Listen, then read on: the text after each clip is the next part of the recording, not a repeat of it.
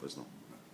Eu tenho uma experiência como gestor público, como secretário de saúde, que fui 8 anos no Rio Grande do Sul, e uma parte desse tempo me dediquei a criar um programa de enfrentamento às drogas, particularmente ao crack.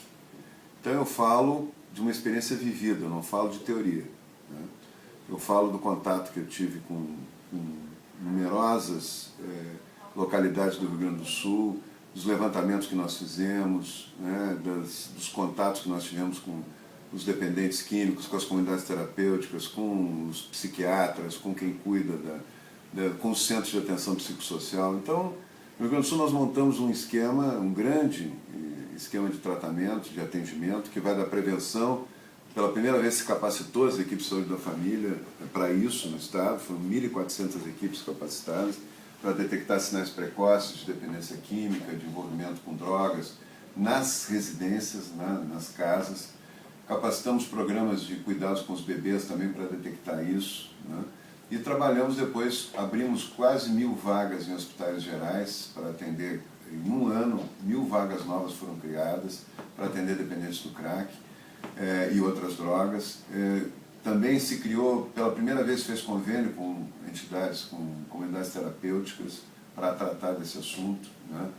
E elas nunca tinham tido recursos estaduais e muito menos federais. Aliás, o governo federal lançou um programa em maio do ano passado, até hoje não chegou nenhum recurso a essas entidades.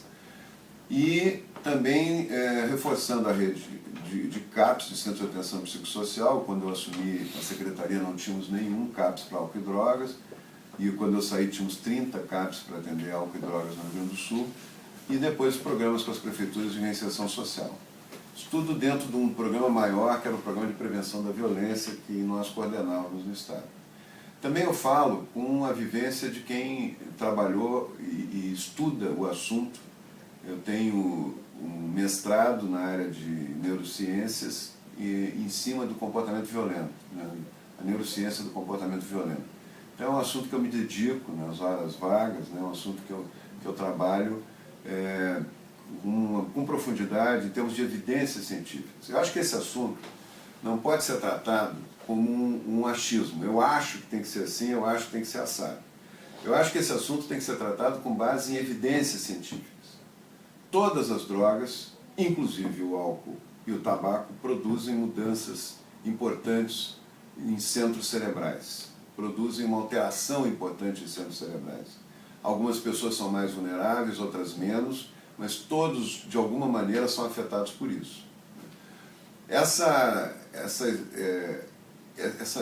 mobilização pela legalização das drogas tem um risco altíssimo, que é de colocar um número muito maior de pessoas expostas às drogas. No momento que a droga entra no sistema nervoso e ela entra no centro de recompensa cerebral, ela cria novas conexões neuronais. Essas conexões formam uma lembrança, formam uma memória do prazer. Esta memória do prazer é que move a pessoa, que altera a motivação de vida dessa pessoa, altera os desejos dessa pessoa em direção à droga. Tudo passa a ser menos importante do que a droga passa a ser sua motivação maior de vida. E aí ela já não consegue mais trabalhar, ela não consegue, nos casos, à medida que vai se agravando, né, não consegue mais trabalhar, vive em função, não dá mais bola para a família, para as relações afetivas, familiares, né, se marginaliza rapidamente, né, conforme o grau de dependência que ela cria, ela se marginaliza menos ou mais rapidamente. Se ela acontece, se o uso da droga, o início do uso da droga acontece na adolescência, tem consequências mais catastróficas ainda. Porque justamente na adolescência que o cérebro faz a sua organização para a vida adulta. Ele muda constantemente de conexões, ele deleta as conexões que não são importantes, que não são muito estimuladas, para ser mais eficiente, né, nas suas ações. Aos 3 anos de idade, nós temos o dobro das conexões que nós vamos ter na vida adulta, né? E entre os neurônios, nós temos 100 bilhões de neurônios, cada neurônio tem em torno de uma média de 15.000 conexões, né, ao longo da vida, né? E nesse momento da adolescência, há um remanejamento dessas conexões. O cérebro se especializa, ele deleta tudo que não foi estimulado na infância. Então, nessa direção, quando há um poderoso estímulo do prazer com uma droga na adolescência, ela muda essa estrutura cerebral que vai ficar valendo por essa vida. A dependência é muito mais profunda, a dependência é muito mais difícil de resolver quanto mais cedo se começa a usar a droga. Dizer que a maconha não tem problema, que se usa em tratamento, que o crack é que tem problema... Eu já estou vendo editoriais de jornais defendendo, inclusive, o crack, a liberação do crack. Eu acho que é um risco muito grande. A maconha da década de 70 tinha 0,5% de THC, que é o tetraidrocannabinol, que é a substância que causa a dependência. A maconha atual, ela já é uma maconha altamente sofisticada em termos tecnológicos. Ela está com 40%, de 30% a 40% de THC. Ela é muitas e muitas vezes mais potente do que a maconha do tempo da década de 70. Ela cria dependência muito mais rápido. E ela causa problemas cognitivos, ela dificulta a memória, ela precipita a esquizofrenia. Hoje nós estamos com 15 a 20% mais de casos de esquizofrenia, de surtos de esquizofrenia detectados em hospitais, em clínicas, em função do aumento do uso da maconha. Então nós não estamos falando de nada inócuo. O maior problema de saúde pública que nós temos hoje é a droga.